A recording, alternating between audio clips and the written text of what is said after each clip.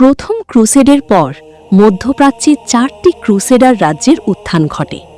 Jerusalem খ্রিস্টানদের নিয়ন্ত্রণে আসে এবং প্রায় 1 শতাব্দী ধরে এটি ক্রুসেডারদের রাজধানী হিসেবে টিকেছিল, যতক্ষণ না মুসলমানরা এর প্রতিশোধ নেয়। জেরুজালেম রাজ্যের প্রথম শাসক ছিলেন গডফ্রি অফ বুয়ন, যিনি পবিত্র সমাধির রক্ষক, ডিফেন্ডার অব দ্য হোলি সেপালকার উপাধি ধারণ করেছিলেন। তার নতুন ভূখণ্ডে তিনি ইউরোপের চিরাচরিত সামন্ততান্ত্রিক ব্যবস্থা ফিউডাল সিস্টেম চালু করেন। তিনি তার সেনাবাহিনী নাইটদের মাঝে জমি বণ্টন করে দেন, যার বিনিময়ে তারা তার প্রতি আনুগত্যের শপথ গ্রহণ করে। তবুও বেশিরভাগ ক্রুসেডারই প্রথম ক্রুসেডের পর ইউরোপে ফিরে যান, কারণ মুসলমানদের কাছ থেকে জেরুজালেম উদ্ধার করার যে প্রতিজ্ঞা তারা করেছিলেন তা পূরণ হয়েছিল।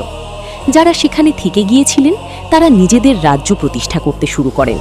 এভাবেই 1099 সালে ট্যাংক্রেড অফ টরন্টো গ্যালিলি জয় করে তার নিজস্ব প্রিন্সিপ্যালিটি বা রাজ্য গঠন করেন। তবে তিনি গডফ্রির প্রতি আনুগত্যের শপথ নিয়েছিলেন, ফলে ট্যাংক্রেডের ভূখণ্ড জেরুজালেম রাজ্যেরই অংশ হয়ে যায়। গডফ্রি অবশ্য বেশি দিন রাজত্ব করতে পারেননি। ভূমধ্যসাগরীয় উপকূলের শহরগুলো দখলের চেষ্টা করার সময় পরের বছরই তিনি মারা যান। তার ভাই বল্ডউইন, প্রথম বল্ডউইন, যিনি তখন এডেসার কাউন্ট অফ এডেসা ছিলেন, তিনি জেরুজালেমের নতুন রাজা হন। গডফ্রের মতো বল্ডউইন বিনয়ী স্বভাবের ছিলেন না। তিনি সরাসরি জেরুজালেমের রাজা উপাধি গ্রহণ করেন। প্রথম বল্ডউইন একজন অত্যন্ত চতুর রাজনীতিবিদ হিসাবে প্রমাণিত হন, যখন তিনি কৌশলে জেরুজালেমের পোপীয় প্রতিনিধি প্যাট্রিয়ার্ক ডগবার্ট অফ পিসাকে পদচ্যুত করেন। ডগবার্ট রোমের পোপীয় রাষ্ট্রের মতো জেরুজালেমেও একটি ধর্মতান্ত্রিক শাসন, থিওক্র্যাটিক রুল প্রতিষ্ঠা করতে চেয়েছিলেন। প্রথম বল্ডউইন তার প্রায় পুরো রাজত্বকালই রাজ্যের সীমানা বিস্তারে ব্যয় করেন। 1101 সালে তিনি সেই শহরগুলো জয় করেন যা তার ভাই জয় করার পরিকল্পনা করেছিলেন। 1104 সালে তিনি একার শহরটি দখল করেন, যা জেরুজালেম রাজ্যের জন্য অত্যন্ত গুরুত্বপূর্ণ একটি শহর ছিল, কারণ এর বন্দর থেকে রাজকোষে সবচেয়ে বেশি রাজস্ব আসত। পরবর্তী বছরগুলোতে বল্ডউইন রামলার 3টি যুদ্ধে তার বিজয় সুসংহত করেন। দ্বিতীয় যুদ্ধে ক্রুসেডাররা পরাজিত হলেও বাকি দুটি বিজয় ফাতিমিদ খিলাফতকে তাদের হারিয়ে যাওয়া ভূখণ্ডের দাবি ত্যাগ করতে বাধ্য করার জন্য যথেষ্ট ছিল। এরপর প্রথম বল্ডউইন ক্রুসেডারদের নিজেদের মধ্যকার অভ্যন্তরীণ কোন্দল মেটানোর দিকে মনোযোগ দেন। 1109 সালে জেরুজালেমের রাজা লেবাননের ভূখণ্ড দখল করার জন্য সমস্ত ক্রুসেডারদের একত্রিত করতে সক্ষম হন, কারণ এই অঞ্চলটি বাইজেন্টিয়াম থেকে স্থলপথের যোগাযোগ বন্ধ করে রেখেছিল। এই অভিযানের সময় বল্ডউইন বৈরুতকে তার নিজস্ব অঞ্চলের অন্তর্ভুক্ত করেন, আর লেবাননের বাকি অংশ ত্রিপোলি কাউন্টির অংশ হয়ে যায়। বল্ডউইন নরওয়েজিয়ানদের সহায়তায় সিডন শহরটিও দখল করেন, যারা একটি সংক্ষিপ্ত ক্রুসেড শেষ করে দ্রুত দেশে ফিরে গিয়েছিল। 1115 সালে প্রথম বল্ডউইন জর্ডান নদীর পূর্ব তীরের জমিগুলো জয় করেন এবং এমনকি লোহিত সাগর পর্যন্ত পৌঁছে যান, যার ফলে মুসলিম শাসিত মিশর ও সিরিয়া একে অপরের থেকে বিচ্ছিন্ন হয়ে পড়ে। জেরুজালেমের এই প্রথম রাজা 1118 সালে মিশরে একটি অভিযান পরিচালনার সময় নীল নদের বদ্বীপে মারা যান। তার উত্তরাধিকারী হন তাঁরই সঙ্গী এডেসার কাউন্ট বল্ডউইন অফ বোর, যিনি দ্বিতীয় বল্ডউইন নামে পরিচিত হন। ভিনিসীয়দের সহায়তায় তিনি উপকূলীয় শহরগুলোর বিজয় সম্পন্ন করতে সক্ষম হন। তিনি আলেপ্পো এবং দামেস্কো দখলের চেষ্টা করলেও ব্যর্থ হন এবং 2 বছর বন্দি জীবন কাটান। মুক্তির পরেও দ্বিতীয় বল্ডউইন সিরিয়ায় তার অভিযান বন্ধ করেননি, যদিও সেগুলো তখন কেবল মুসলিম শহরগুলোতে আকস্মিক আক্রমণের মধ্যেই সীমাবদ্ধ ছিল। দ্বিতীয় বল্ডউইন তার নাতি তৃতীয় বল্ডউইনের জন্য রাজমুকুট উইল করে যান, তবে তৃতীয় বল্ডউইন তখনও শিশু হওয়ায় ক্ষমতার নিয়ন্ত্রণ চলে যায় তার মেয়ে মেলিসেন্ট এবং তার স্বামী ফুকের হাতে। তরুণ রাজা তৃতীয় বল্ডউইনের সাথে তাদের যৌথভাবে মুকুট পরানো হয়। মেলিসেন্ট তার উদারতা ও রাজনৈতিক বিচক্ষণতার জন্য পরিচিত ছিলেন, যা তাকে প্রজাদের কাছে জনপ্রিয় করে তুলেছিল। এর বিপরীতে তার স্বামী ফুক প্রায়ই তার ব্যারনদের অভ্যন্তরীণ বিষয়ে হস্তক্ষেপ করতেন। তার রাজত্বকালে মুসলমানদের কাছে ফুকের একের পর এক পরাজয় তার জনপ্রিয়তা আরও কমিয়ে দেয়। 1143 সালে তার আকস্মিক মৃত্যুর ফলেই কেবল রাজ্যটি একটি গৃহযুদ্ধ থেকে রক্ষা পায়। 1098 সালে বোহেমন্ড অ্যান্টিওকের প্রিন্স হন। তিনিও তার ভূখণ্ড বিস্তারের চেষ্টা করেছিলেন, তবে খুব একটা সফল হননি। 1100 সালে তিনি মেলিতিনের যুদ্ধে পরাজিত হন এবং তুর্কিদের হাতে বন্দী হন। 3 বছর পর মুক্ত হয়ে তিনি ইউরোপে ফিরে যান, স্বেচ্ছাসেবক সংগ্রহ করেন এবং আবারও যুদ্ধের উদ্দেশ্যে রওনা হন। তবে এবার মুসলমানদের বিরুদ্ধে নয়, বরং বাইজেন্টাইনদের বিরুদ্ধে। 1108 সালে তিনি ডাইরেচিয়ামের যুদ্ধে পরাজিত হন এবং অ্যান্টিওককে বাইজেন্টিয়ামের হাতে তুলে দেওয়ার শর্তে সম্রাটের সাথে চুক্তি করতে বাধ্য হন। তা সত্ত্বেও খোদ অ্যান্টিওকে, যেখানে বোহেমন্ডের অনুপস্থিতিতে তার ভাগ্নে ট্যাঙ্ক্রেড শাসন করছিলেন, এই চুক্তিকে স্বীকৃতি দিতে অস্বীকার করা হয়। ট্যাঙ্ক্রেড নিজে প্রিন্সিপালিটির সীমানা বিস্তারে বেশ সফল ছিলেন। 1104 সালে অ্যাডেসার কাউন্ট যখন তুর্কিদের কাছে বন্দী ছিলেন, তখন ট্যাঙ্ক্রেড অ্যাডেসার নিয়ন্ত্রণ নেন। 1 বছর পরে আর্তার যুদ্ধে তিনি আলেপ্পোর আমিরকে পরাজিত করেন এবং প্রিন্সিপালিটির সীমানা অনেক পূর্বে ঠেলে দেন। 1108 সালে ট্যাঙ্ক্রেড বাইজেন্টাইনদের কাছ থেকে লাতাকিয়া ছিনিয়ে নেন এবং টেসেলের যুদ্ধে অ্যাডেসার কাউন্ট ও জেরুজালেমের ভবিষ্যৎ রাজা বল্ডউইন অফ বোরকে পরাজিত করেন, যখন বল্ডউইন তার কাউন্টি ফিরে পাওয়ার চেষ্টা করছিলেন। অবশেষে 1111 সালে চার্চের বহিষ্কারের অ্যানাথেমার হুমকির মুখে ট্যাঙ্ক্রেড অ্যাডেসাকে বল্ডউইনের কাছে ফেরত দেন। ট্যাঙ্ক্রেড ত্রিপলি কাউন্টি এবং সিসিলিয়ান আর্মেনিয়ানদের জমি দখলেরও চেষ্টা করেছিলেন, কিন্তু 1112 সালে টাইফাসে আক্রান্ত হয়ে তার অকাল মৃত্যুর কারণে তিনি এই পরিকল্পনাগুলো সম্পূর্ণ করতে পারেননি। তার উত্তরসূরি রজার অফ স্যালের্নো 1119 সালে ব্যালেটের যুদ্ধ, যা রক্তাক্ত প্রান্তরের যুদ্ধ, ব্যাটল অফ দ্য ব্লাডফিল্ড নামেও পরিচিত, তুর্কিদের কাছে পরাজিত হন। ক্রুসেডাররা এতে ভারী ক্ষয়ক্ষতির সম্মুখীন হয় এবং অ্যান্টিওক প্রিন্সিপ্যালিটির শক্তি মারাত্মকভাবে দুর্বল হয়ে পড়ে। ফলস্বরূপ অ্যান্টিয়কের শাসকরা পরবর্তীতে জেরুজালেম অথবা বাইজেন্টিয়ামের ওপর নির্ভরশীল হয়ে পড়েন। টুলুজের রেমন্ড ফিলিস্তিনে কোনো জমি পাননি, তাই তিনি বাইজেন্টিয়ামে গিয়ে সেবা করতে শুরু করেন। সেখানে তিনি নতুন ক্রুসেডারদের সাথে পরিচিত হন, যাদের বেশিরভাগই হয় প্রথম ক্রুসেডে যোগ দিতে দেরি করেছিলেন, নয়তো ইউরোপ থেকে পালিয়ে এসেছিলেন। ইউরোপে তাদের কাপুরুষ ভাবা হতো, তাই তারা একটি নতুন অভিযান শুরু করার সিদ্ধান্ত নেন, যা ইতিহাসে কাপুরুষদের ক্রুসেড নামে পরিচিত। তারা 3টি আলাদা সেনাবাহিনী নিয়ে যাত্রা করেন। রেমন্ড গাইড হিসেবে এই অভিযানে যোগ দিলেও কেউ তার কথা শোনেনি এবং 3টি সেনাবাহিনী আনাতোলিয়ায় তুর্কিদের হাতে ধ্বংস হয়ে যায়। এই ক্রুসেডারদের অবশিষ্টাংশ নিয়ে রেমন্ড অ্যান্টিওক পর্যন্ত লড়াই করে পৌঁছান, যার পর তিনি নিজের একটি কাউন্টি প্রতিষ্ঠার সিদ্ধান্ত নেন। তিনি তর্তসা দখল করেন, তারপর ত্রিপলি অবরোধ করেন। তবে এই অবরোধের সময় তিনি একটি মারাত্মক আঘাত পান, যা পরে তার মৃত্যুর কারণ হয়। এর কিছুদিন পরই তার বাহিনী আরকা দখল করতে সক্ষম হয়, যা বাকি মুসলিম বিশ্ব থেকে ত্রিপলিকে কার্যত বিচ্ছিন্ন করে দেয়। তবুও শহরটির সাথে মিশরের সামুদ্রিক যোগাযোগ থাকায় তারা আত্মসমর্পণ করার কথা ভাবেনি।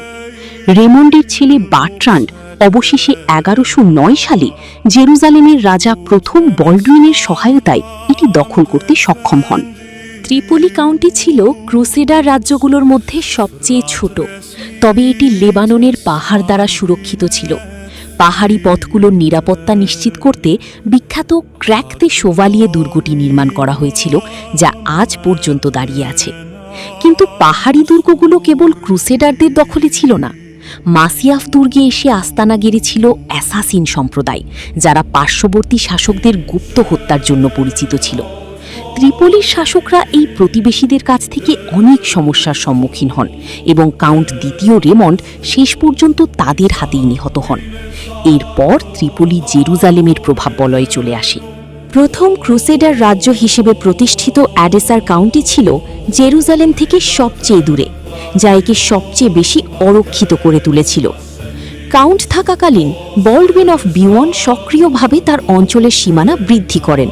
কিছু অঞ্চল যুদ্ধের মাধ্যমে জয় করা হয়েছিল, আবার শামাসের আমিরের মতো কিছু অঞ্চল অর্থের বিনিময়ে কেনা হয়েছিল। 1100 সালে তিনি এমনকি আলেপ্পোর আমিরকে একটি বিদ্রোহ দমনে সহায়তা করেন, যার বিনিময়ে তিনি আর্থিক পুরস্কার পেয়েছিলেন। 1101 সালে যখন তার ভাই গডফ্রে মারা যান এবং বল্ডউইন জেরুজালেমের রাজা হন, তখন তিনি অ্যাডেসারের দায়িত্ব তার সঙ্গী বল্ডউইন অফ বোরের হাতে হস্তান্তর করেন। এডেসার নতুন কাউন্ট এডেসার সীমানা পূর্ব দিকে প্রসারিত করেন, যদিও 1104 সালে হারান শহরটি দখলের চেষ্টা ব্যর্থ হয় এবং বল্ডউইন অফ বোর মসুলের আতাবেগের কাছে বন্দী হন। তখনই অ্যান্টিওকের শাসক ট্যাংক্রেট তার কাউন্টি দখল করে নেন এবং 1108 সালে বল্ডউইন বন্দিদশা থেকে মুক্ত হওয়ার পরও তা ফেরত দেননি।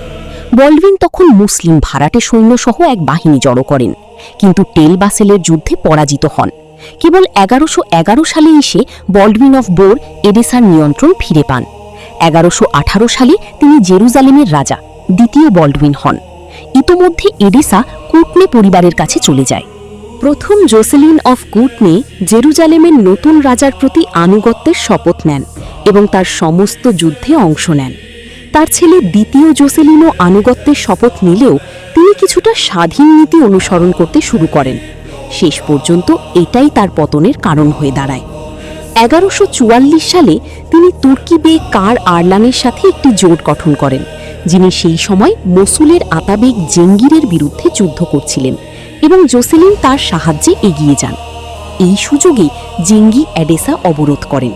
শহরটি যখন অবরুদ্ধ তখন এর কাউন্ট ক্রুসেডারদের কাছ থেকে সাহায্যকারী সৈন্যের অপেক্ষায় ছিলেন।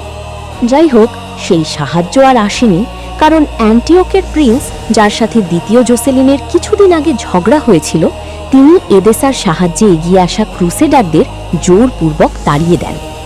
এডেসা দখল করায় আতাবেগ জেঙ্গির মর্যাদা অনেক বেড়ে যায় এবং তার চারপাশে মুসলিম আমিররা ঐক্যবদ্ধ হতে শুরু করেন, যারা বিশ্বাস করতেন যে তিনি ক্রুসেডারদের পরাজিত করতে পারবেন। জেঙ্গির মৃত্যুর পরেও এই প্রক্রিয়া থামেনি, কারণ তার ছেলে নুরুদ্দিন তার বাবার কাজ চালিয়ে যান। এডেসার পতনের খবর ইউরোপে ক্রুসেডের চেতনাকে আবার জাগিয়ে তোলে। ধর্মপ্রচারকরা একটি নতুন ক্রুসেডের ডাক দেন, যাদের মধ্যে বার্নার্ড অফ ক্লিয়ারভক্স বিশেষভাবে উল্লেখযোগ্য ছিলেন। এই ক্রুসেডে ফ্রান্সের রাজা সপ্তম লুই এবং পবিত্র রোমান সাম্রাজ্যের সম্রাট তৃতীয় কনরাড স্বেচ্ছায় যোগ দেন। 1147 সালে তারা মধ্যপ্রাচ্যের উদ্দেশ্যে রওনা হন। তৃতীয় কনরাড সবার আগে বাইজান্টিয়ামে পৌঁছান। সেখান থেকে তিনি আনাতোলিয়ায় প্রবেশ করেন, যেখানে দরিলিয়ামের যুদ্ধে তুর্কিদের কাছে তিনি এক বিধ্বংসী পরাজয়ের সম্মুখীন হন। কনস্টান্টিনোপলে ফিরে আসার পর তিনি ফিলিস্তিনের উদ্দেশ্যে যাত্রা করেন। ফরাসি রাজাও স্থলপথে ভ্রমণের চেষ্টা করেছিলেন এবং তুর্কিদের সাথে ছোটখাটো সংঘর্ষে ক্ষয়ক্ষতির শিকার হন। এরপর তিনি একটি বাইজান্টাইন নৌবহর ভাড়া করেন এবং অ্যান্টিওকের উদ্দেশ্যে রওনা হন। 1148 সালের বসন্তে ক্রুসেডাররা অ্যাকর শহরে পৌঁছান, যেখানে রানী মেলিসেন্ট তাদের স্বাগত জানান। অ্যাকরের একটি সামরিক কাউন্সিলে এই অভিযানের সবচেয়ে বড় সমস্যাটি প্রকাশ পায়। ক্রুসেডাররা নিজেদের মধ্যে কোনো একমত হতে পারছিলেন না।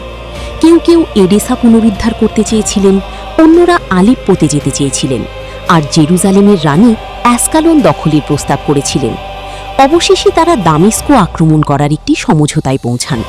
সমস্যা ছিল যে সেই সময় দামেস্কো ছিল জেরুজালেম রাজ্যের একটি মিত্রপক্ষ, কারণ তারাও মসুলের আতাবেগ নুরুদ্দিনের বিরুদ্ধে লড়াই করছিল। তরুণ রাজা তৃতীয় বল্ডউইন এই অভিযানের নেতৃত্ব দেওয়া সত্ত্বেও তার বেশিরভাগ সামন্তপ্রভু ভ্যাসেলস এতে অংশ নিতে অস্বীকার করেন। ক্রুসেডার সেনাবাহিনী দামেস্কো দখল করতে ব্যর্থ হয়। শহরের প্রতিরক্ষামূলক দুর্গে 4 দিন ধরে অনবরত আক্রমণের ফলে তাদের প্রচুর ক্ষয়ক্ষতি হয়। একে অপরকে বিশ্বাসঘাতকতার জন্য দায়ী করে দ্বিতীয় ক্রুসেডের অংশগ্রহণকারীরা দামেস্কের অবরোধ তুলে নিতে শুরু করে এবং 1149 সালের বসন্তের মধ্যে তারা জেরুজালেম রাজ্য সম্পূর্ণভাবে ত্যাগ করে। এই ব্যর্থ অভিযান ক্রুসেডারদের কেবল বড় ধরনের ক্ষয়ক্ষতির ব্যবস্থাপনাই করেনি, বরং দামেস্কোকে আতাবেগ নুরুদ্দিনের নিয়ন্ত্রণে চলে যাওয়ার সুযোগ করে দেয়, যিনি ক্রুসেডারদের বিরুদ্ধে যুদ্ধের জন্য মুসলমানদের ঐক্যবদ্ধ করা অব্যাহত রাখেন। রানী মেলিসেন্ট দীর্ঘ সময় ধরে তার ছেলে তৃতীয় বল্ডউইনের কাছে ক্ষমতা হস্তান্তর করতে চাচ্ছিলেন না। নিজের রাজ্যের নিয়ন্ত্রণ পেতে বল্ডউইনকে এমনকি একটি বিদ্রোহ পর্যন্ত করতে হয়েছিল। তিনি তার মাকে একটি কনভেন্টে, ধর্মীয় আশ্রমে পাঠিয়ে দেন এবং তারপর সামরিক বিষয়ে মনোযোগ দেন। বল্ডউইন অ্যাসকালন দখল করেন এবং কয়েক বছর পর নুরউদ্দিনকে পরাজিত করে ক্রুসেডারদের সাথে শান্তি চুক্তি করতে বাধ্য করেন। এভাবেই জেরুজালেম রাজ্য তার ক্ষমতার শীর্ষে পৌঁছায়। তবে জেরুজালেম রাজ্যের একটি চিরস্থায়ী সমস্যা ছিল সৈন্যের অভাব। এমনকি সেরা সময়েও জেরুজালেমের রাজা যুদ্ধে 20,000-এর বেশি সৈন্য সমাবেশ করতে পারতেন না। যা সাহায্য করেছিল তা হল তাদের মধ্যে প্রায় 5,000 ছিলেন ভারী বর্ম পরিহিত অশ্বারোহী নাইটস, যারা সেই সময়ের সবচেয়ে দক্ষ সৈন্য ছিলেন। তা সত্ত্বেও এটি কখনোই যথেষ্ট ছিল না। সৈন্যের ঘাটতি এতটাই তীব্র ছিল যে জেরুজালেমের পোপ এবং খ্রিস্টান মঠগুলোকেও রাজ্যের সেবার জন্য নিজেদের খরচে সৈন্য ভাড়া করতে হতো। সেনাবাহিনী বাড়ানোর আরেকটি উপায় ছিল নাইটদের বিভিন্ন ধর্মীয় ও সামরিক দল বা মিলিটারি অর্ডার্স। 1113 সালে জেরুজালেমের সেন্ট জনের হাসপাতালের উপর ভিত্তি করে প্রথম এমন একটি দলের আত্মপ্রকাশ ঘটে, যা হসপিটালার অর্ডার নামে পরিচিত। আরও একটি বিখ্যাত অর্ডার ছিল নাইটস টেম্পলার, যা 1119 সালে প্রথম ক্রুসেডের প্রবীণ সৈন্যদের দ্বারা প্রতিষ্ঠিত হয়েছিল। দুটি অর্ডারই মূলত জেরুজালেম রাজ্যের অভ্যন্তরে স্বাধীন রাষ্ট্রের মতো কাজ করত। তীর্থযাত্রীদের অনুদানের পাশাপাশি বিশাল ভূসম্পত্তির কারণে তাদের নিজস্ব তহবিল ছিল, যা তাদের অনেক সময় সাধারণ সামন্ত প্রভুদের চেয়েও বেশি শক্তিশালী করে তুলেছিল। পূর্বে উল্লিখিত ক্র্যাক দে শাভালিয়ে দুর্গটি হসপিটালারদেরই অন্তর্ভুক্ত ছিল। জেরুজালেম রাজ্যের রাজনৈতিক কাঠামো ছিল একটি আদর্শ সামন্ততান্ত্রিক রাষ্ট্রের মতো। পশ্চিম ইউরোপীয় অভিবাসী, যারা নাইট এবং সামন্তপ্রভু ছিলেন, তারা সমস্ত জমি ও রাজনৈতিক ক্ষমতার অধিকারী হতেন। এর বিনিময়ে তাদের সামরিক সেবা দিতে হতো। স্থানীয় জনগোষ্ঠী, যার মধ্যে গ্রিক, আর্মেনিয়ান, অ্যাসিরিয়ান এবং আরবরা অন্তর্ভুক্ত ছিল এবং যারা এই অঞ্চলের জনসংখ্যার সংখ্যাগরিষ্ঠ ছিল, তারা নির্ভরশীল কৃষক বা প্রজা ভিলেইন্স হিসেবে পরিগণিত হতো। তারা নিজেদের ব্যবহারের জন্য জমি লিজ নেওয়ার বিনিময়ে প্রভুদের জমিতে কাজ করত। নাইটরা স্থানীয় খ্রিস্টানদের থেকে সম্পূর্ণ বিচ্ছিন্ন ছিলেন না, তারা তাদের সাথে সক্রিয়ভাবে সহযোগিতা করতেন। ইউরোপীয় সামন্ত প্রভুরা প্রায়শই গুরুত্বপূর্ণ সরকারি পদে স্থানীয় আর্মেনিয়ান এবং গ্রিকদের নিয়োগ দিতেন। ইউরোপীয়দের সাথে স্থানীয় খ্রিস্টান অভিজাতদের বিবাহও ছিল সাধারণ বিষয়। এই ধরনের বিয়ের সন্তানদের পুলিহান্স বলা হতো। দ্বাদশ শতাব্দীর মাঝামাঝি সময়ে এই পুলিহান্সরাই স্থানীয় নাইট অভিজাতদের মূল ভিত্তি হয়ে ওঠে। জেরুজালেম রাজ্যে মুসলিম সম্প্রদায়ের জীবনে খুব একটা পরিবর্তন আসেনি। একমাত্র উল্লেখযোগ্য পার্থক্য ছিল যে তাদের একটি অতিরিক্ত কর দিতে হতো, ঠিক যেভাবে মুসলিম রাষ্ট্রগুলোতে খ্রিস্টানরা জিজিয়া কর দিত। মুসলমানদের জন্য এই করের পরিমাণ খুব বেশি ছিল না। আরব পর্যটক ইবনে জুবায়ের এমনকি লিখেছিলেন যে আরব কৃষকরা প্রায়ই যুদ্ধবিধ্বস্ত মুসলিম আমিরাত থেকে ক্রুসেডার রাজ্যে চলে আসত, কারণ সেখানে জীবনযাপন তাদের কাছে অনেক বেশি সুবিধাজনক ছিল। জেরুজালেম রাজ্যে বাণিজ্যের ব্যাপক প্রসার ঘটেছিল। প্রথম দিকের রাজারা ইতালীয় বণিকদের বিশেষ সুবিধা দিয়েছিলেন এবং তৃতীয় বল্ডউইন তো তাদের কর থেকে সম্পূর্ণ অব্যাহতি দিয়েছিলেন, যা তাদের বাণিজ্য সুরক্ষিত করেছিল। এটি ইউরোপীয় রাষ্ট্রগুলোর সাথে বাণিজ্য ব্যাপকভাবে বৃদ্ধি করে। এদিকে আরব বণিকদের কাফেলা থেকে সংগৃহীত শুল্কের মাধ্যমে রাজকোষ পূর্ণ হতো, কারণ আফ্রিকা ও এশিয়ার মধ্যকার বাণিজ্য পথটি জেরুজালেম রাজ্যের ভূখণ্ডের ওপর দিয়েই গিয়েছিল। নিজের অবস্থান শক্তিশালী করার জন্য তৃতীয় বল্ডউইনের পরিকল্পনার মধ্যে ছিল বাইজান্টাইন সাম্রাজ্যের সাথে একটি জোট গঠন করা। তিনি অ্যান্টিয়কে সম্রাট ম্যানুয়েল প্রথমের সাথে দেখা করেন এবং দুই পক্ষ মুসলমানদের বিরুদ্ধে লড়াই করার জন্য একটি জোটে সম্মত হন। কিন্তু তৃতীয় বল্ডউইনের অকাল মৃত্যু এই পরিকল্পনা বাস্তবায়নে বাধা দেয়। রাজমুকুটটি তার ছোট ভাই প্রথম আমালরিক উত্তরাধিকার সূত্রে পান। প্রথম আমালরিক মিশরের 4টি অভিযান পরিচালনা করেন। 1163 সালে প্রথম অভিযানের সময় তিনি আল বাবায়ানের যুদ্ধে ফাতিমিদ বাহিনীকে পরাজিত করেন এবং মিশরকে জেরুজালেমকে কর দিতে বাধ্য করেন। তার দ্বিতীয় অভিযানটি পরের বছর ঘটেছিল, যেখানে আমালরিক নুরুদ্দিনের বিরুদ্ধে মিশরীয় উজিরের সাথে হাত মেলান। ফাতিমিদ বাহিনীর সাথে মিলে ক্রুসেডাররা বিলবাইসে শিরকুহের সৈন্যদের অবরুদ্ধ করে এবং তাদের আত্মসমর্পণ করতে বাধ্য করে। তবে এই সাফল্য দীর্ঘস্থায়ী হয়নি, কারণ আমালরিক খবর পান যে নুরুদ্দিন অ্যান্টিয়ক আক্রমণ করেছেন এবং হারিমের যুদ্ধে অ্যান্টিয়কের প্রিন্সকে বন্দী করেছেন। জেরুজালেমের রাজাকে তার রাজ্য রক্ষার্থে দ্রুত দেশে ফিরে আসতে হয়। শিরকুহের পুনরায় আক্রমণের কারণে মিশরে প্রথম আমালরিকের তৃতীয় অভিযানটি শুরু হয়। এবার আল বাবায়েনের যুদ্ধে মুসলমানরা ক্রুসেডারদের এক ভারী পরাজয়ের স্বাদ দেয়। তা সত্ত্বেও শিরকুহ তার বিজয়ের পূর্ণ সুবিধা নিতে পারেননি। তিনি আলেকজান্দ্রিয়া দখল করেন, কিন্তু সেখানে তিনি এবং তার বাহিনী সম্মিলিত ফাতিমিদ ও ক্রুসেডার সৈন্যদের দ্বারা অবরুদ্ধ হন। শেষ পর্যন্ত শিরকুহ আবার আত্মসমর্পণ করতে বাধ্য হন। জেরুজালেমে ফিরে আসার আগে প্রথম আমালরিক এই অঞ্চলে তার প্রভাব বজায় রাখার জন্য আলেকজান্দ্রিয়ায় একটি সৈন্যদল গ্যারিসন রেখে যান। 1168 সালে আমালরিক মিশরকে চিরতরে জয় করার উদ্দেশ্যে চতুর্থবারের মতো আক্রমণ করেন। তিনি সহজেই বিলবাইস দখল করেন, যার পর তিনি উত্তর দিকে অগ্রসর হন এবং দামিয়েত্তা অবরোধ করেন। বাইজান্টাইন নৌবহর সমুদ্র থেকে তাকে সাহায্য করলেও তারা শহরটি দখল করতে পারেনি, যার ফলে জেরুজালেমের রাজা পিছু হটতে বাধ্য হন। 1173 সালে নুরুদ্দিনের মৃত্যুর পর প্রথম আমালরিক দামেস্কের বিরুদ্ধে একটি ব্যর্থ অভিযান পরিচালনা করেন। ফেরার পথে তিনি আমাশয় রোগে আক্রান্ত হন এবং পরের বছর অর্থাৎ 1174 সালে মারা যান। মিশরের প্রথম আমালরিকের চতুর্থ অভিযানের সময় নুরুদ্দিনের জেনারেল শিরকুহ অঞ্চলটি জয় করতে এসেছিলেন। ক্রুসেডাররা যখন দামিয়েত্তা অবরোধ করছিল, শিরকুহ ফাতিমিদ বাহিনীকে পরাজিত করেন, উজির শাওয়ারকে মৃত্যুদণ্ড দেন এবং নিজেই মিশর শাসন করতে শুরু করেন। তাঁর ক্ষমতা উত্তরাধিকার সূত্রে পান তার ভাগ্নে সালাহুদ্দিন, যিনি সালাদিন নামেও পরিচিত। সালাদিন নিজেকে মিশরের একমাত্র সুলতান হিসেবে ঘোষণা করেন। এটি নুরুদ্দিনের সাথে একটি দ্বন্দ্বের সৃষ্টি করে, যিনি সালাদিনকে তার সামন্ত মনে করতেন। তা সত্ত্বেও মাত্র 2 বছর পরে নুরুদ্দিন মারা যান এবং সালাদিন তার রাজ্য নিজের নিয়ন্ত্রণে নেন। সেই সময় থেকে সালাদিনের ভূখণ্ড জেরুজালেম রাজ্যকে প্রায় 4 দিক থেকে ঘিরে ফেলে। তদুপরি তিনি বেশিরভাগ মুসলিম আমিরদের তার শাসনের অধীনে ঐক্যবদ্ধ করতে সফল হন এবং একটি শক্তিশালী সেনাবাহিনী গঠন করেন, যা সমসাময়িক ইতিহাসবিদদের মতে ছিল প্রায় 1 লক্ষ সৈন্যের। মুসলমানরা এখন ক্রুসেডার রাজ্যগুলোর বিরুদ্ধে আক্রমণ শুরু করার জন্য প্রস্তুত ছিল। সালাদিনের মুখোমুখি হতে হয়েছিল তরুণ রাজা চতুর্থ বলডুইনকে।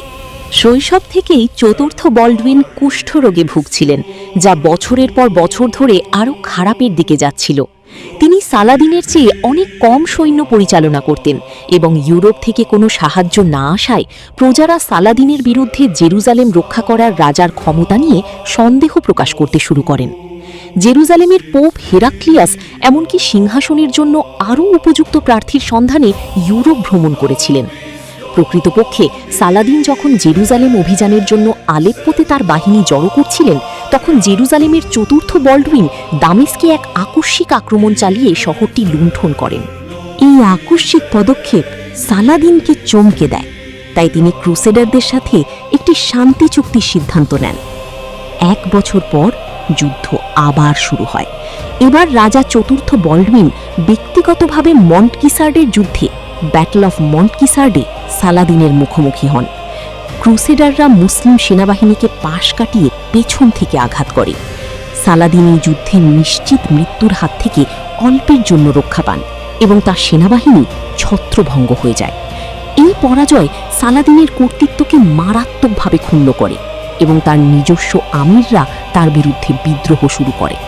ক্রুসেডারদের বিরুদ্ধে বেশ কিছু ছোটখাটো বিজয় সত্ত্বেও তিনি চতুর্থ বলডুইনের সাথে একটি যুদ্ধবিরতির আলোচনা করতে বাধ্য হন। 2 বছর পর যুদ্ধবিরতি আবার ভেঙে যায়, তবে চতুর্থ বলডুইন বেলভরের যুদ্ধে ব্যাটল অফ বেলভর সালাদিনকে পরাজিত করতে সক্ষম হন। এই বিজয় রাজার জন্য এক ভারী মূল্য নিয়ে এসেছিল। তার স্বাস্থ্যের অবনতি ঘটে। ফলস্বরূপ তিনি ভবিষ্যতে সালাদিনের সাথে শান্তি চুক্তি ভঙ্গ করা এড়িয়ে চলার চেষ্টা করেন, কারণ তিনি বুঝতে পেরেছিলেন যে ইউরোপ থেকে নতুন সৈন্য না আসলে তিনি মুসলমানদের বিরুদ্ধে বেশি দিন লড়াই চালিয়ে যেতে পারবেন না। তবে সব সামন্ত রাজা জেরুজালেমের রাজার এই পরিকল্পনা বুঝতে পারেননি। এর মধ্যে একটি উল্লেখযোগ্য চরিত্র ছিলেন রেনাল্ড অফ চ্যাটিলন। তিনি দ্বিতীয় ক্রুসেডের সময় পবিত্র ভূমিতে এসেছিলেন এবং অ্যান্টিয়কের প্রিন্সের বিধবাকে বিয়ের মাধ্যমে অ্যান্টিয়কের শাসক হন। রেনল্ডের জীবন একটি নির্দিষ্ট চক্রে চলত। তিনি আইন ভাঙতেন, শাস্তি পাওয়ার উপক্রম হতো, ক্ষমা চাইতেন এবং তারপর আবারও একই কাজ করতেন। 1154 সালে রেনল্ড অ্যান্টিয়কের পোপকে অপহরণ ও নির্যাতন করেন এবং তার কাছে অর্থ দাবি করেন। এরপর রেনল্ডকে জেরুজালেমের রাজা তৃতীয় বল্ডউইনের কাছে ক্ষমা চাইতে হয়েছিল। 1156 সালে তিনি বাইজেন্টাইন দ্বীপ সাইপ্রাসে লুণ্ঠন চালান এবং বাইজেন্টাইন সম্রাটের কাছে ক্ষমা চাইতে বাধ্য হন। মুসলমানদের কাছে 16 বছরের বন্দিত্বের কারণে কিছু সময়ের জন্য চ্যাটিলনের কার্যক্রম স্থগিত ছিল। এই সময়ে রেনল্ড অ্যান্টিয়কে তার ক্ষমতা হারান। তা সত্ত্বেও জেরুজালেমে ফিরে এসে তিনি ক্র্যাক দুর্গের ব্যারনের বিধবাকে বিয়ে করেন। তার নতুন জমিতে রেনল্ড আরব কাফেলাগুলোতে লুণ্ঠন শুরু করেন এবং যুদ্ধবিরতির চুক্তি লঙ্ঘন করেন।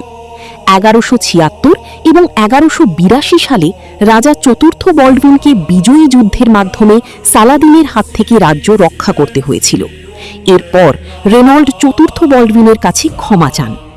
1183 সালে রেনল্ড অফ চ্যাটিলন 5টি জাহাজ তৈরি করেন এবং মক্কা ধ্বংস করার পরিকল্পনা নিয়ে লোহিত সাগরে যাত্রা করেন। তিনি কখনোই মক্কায় পৌঁছাতে পারেননি। তার নৌবহর সালাদিনের নৌবাহিনীর কাছে পরাজিত হয় এবং রেনল্ড নিজে পালিয়ে বেঁচে যান। সালাদিন তার বাহিনী ক্র্যাক দুর্গে নিয়ে আসেন এবং চ্যাটিলনকে অবরুদ্ধ করেন। কেবল রাজা চতুর্থ বল্ডউইনের তার সেনাবাহিনী নিয়ে সঠিক সময়ে আগমনই রেনল্ডকে নিশ্চিত মৃত্যুর হাত থেকে রক্ষা করেছিল। চতুর্থ বল্ডউইন যখন মারা যান, তার 7 বছর বয়সী ভাগ্নে পঞ্চম বল্ডউইন রাজমুকুট পান, যদিও প্রকৃত ক্ষমতা ছিল নতুন রাজার সৎ বাবা গাই অফ লুসিগনানের হাতে।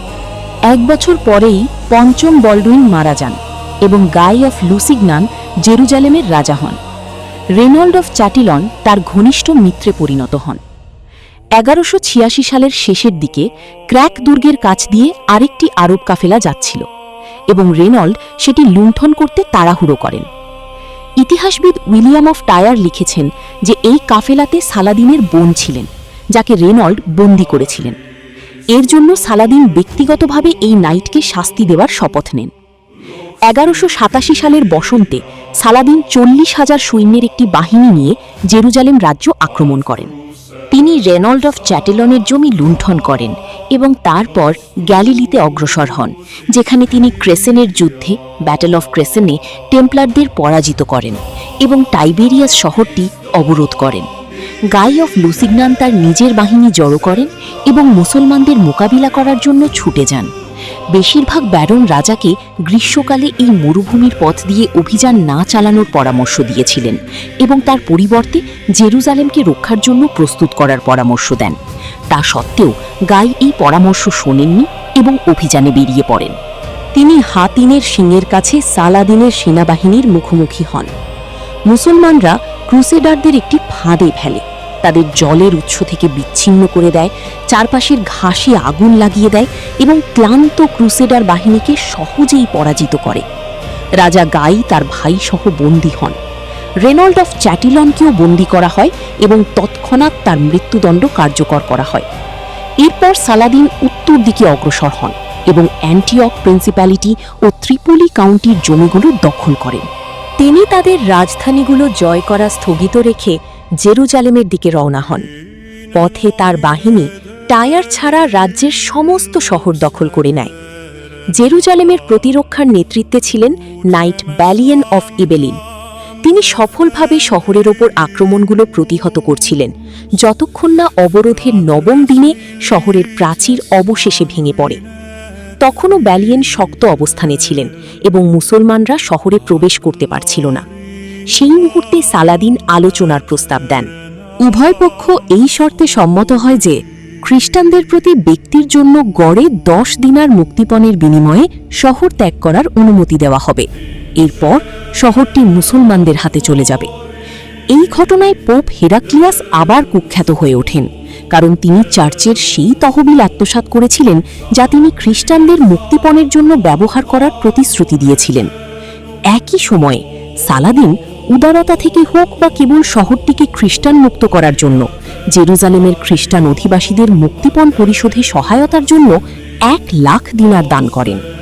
মাত্র 1 মাস পর, যখন বেলিয়ানের নেতৃত্বে খ্রিস্টানদের শেষ দলটি শহর ত্যাগ করে, তখন সালাদিন জেরুজালেমের নিয়ন্ত্রণ নেন।